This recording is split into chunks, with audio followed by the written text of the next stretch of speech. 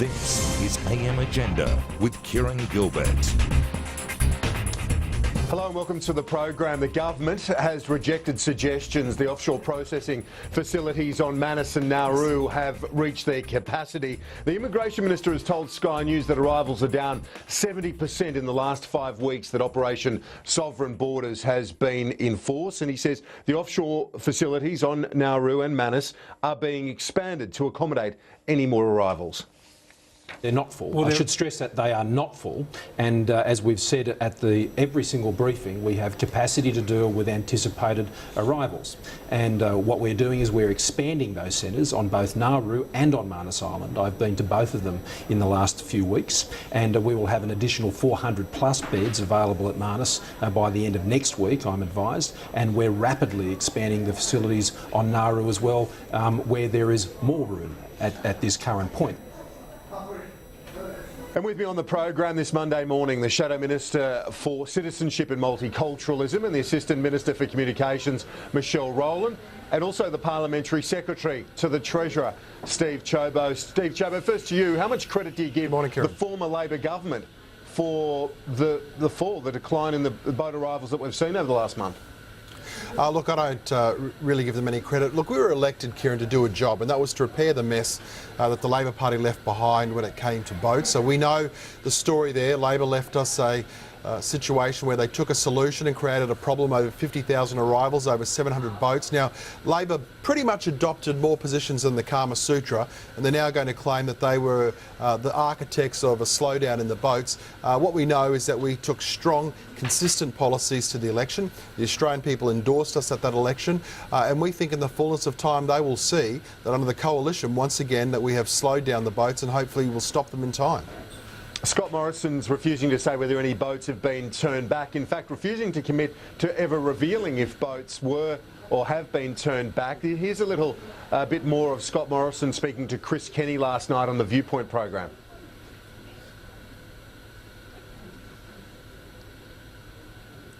Business of holding big, bold claims about this stuff. We're in the business of actually just getting the job done. And that's what our focus is on the moment. And that's why we're not into a running commentary on it. We're just getting the job done. People want the boats stopped coming to Australia. That's what we're elected to do. And that's what we're getting on and doing. Down 70% the arrivals in the last 5 weeks.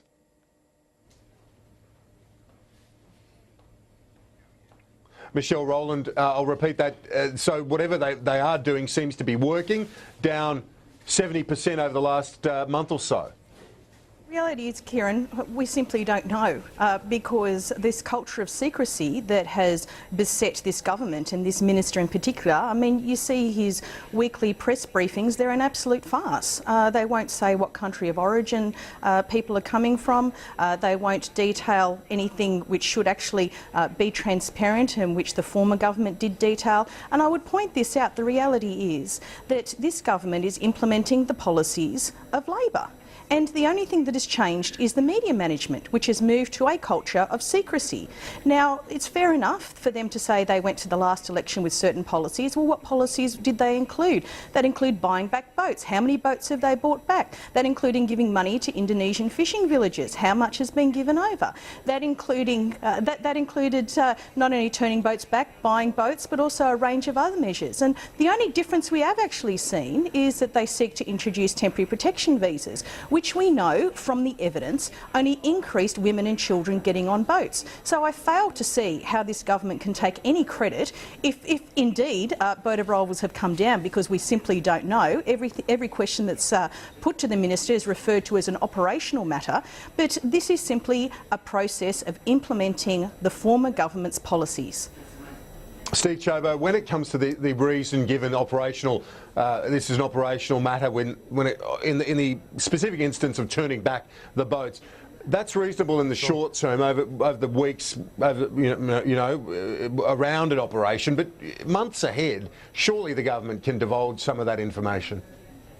You know, I reject categorically the shrill claims that Michelle's making about, there being a culture of secrecy. What rubbish. I mean, let's be clear, Kieran, about what's going on here.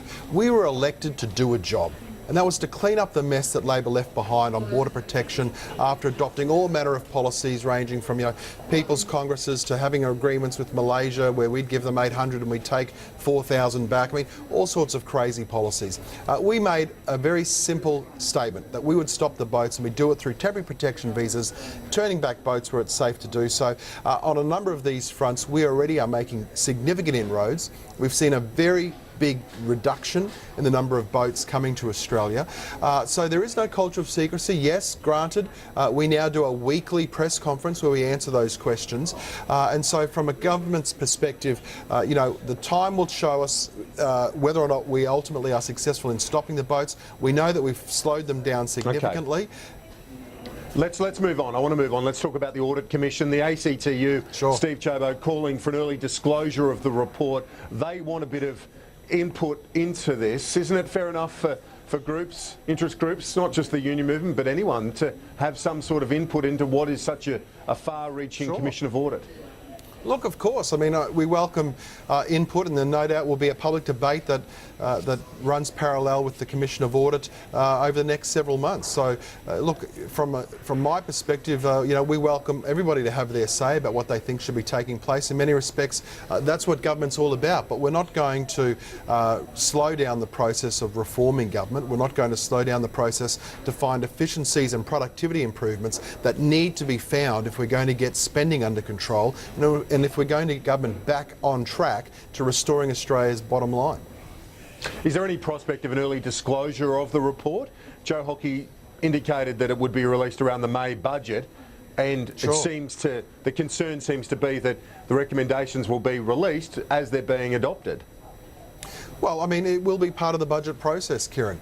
The Commission of Audit has got a very big job to do. They've got to look at the governance of our nation. They've got to look at where there are opportunities for there to be efficiency gains, where we can deliver services in a more productive way for the Australian people. Now, obviously, that requires some policy incorporation.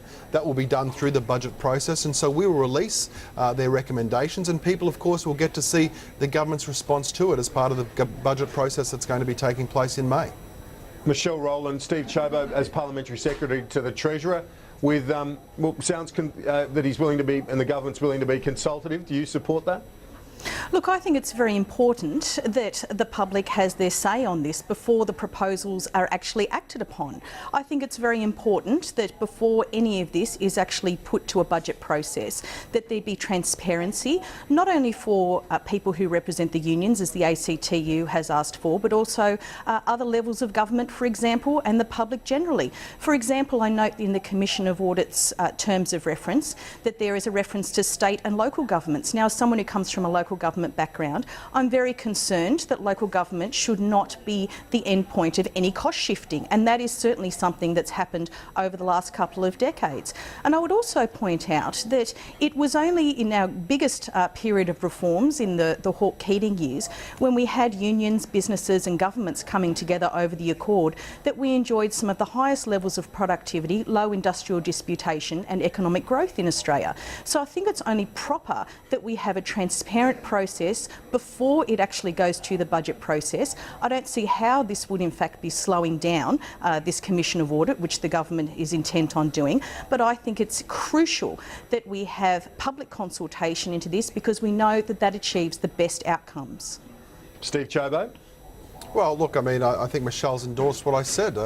There will be public consultation. There's opportunity for people to have their say, of course, about any decisions the government makes. And as I said, I expect and anticipate that there'll be wide-ranging discussion around the Commission of Audit, running parallel with the Commission's operations themselves. But that notwithstanding, make no mistake, Kieran, the coalition government is going to be a very different government to the former Labor government. We've got a job to do. We're going to get on with making decisions in a methodical way.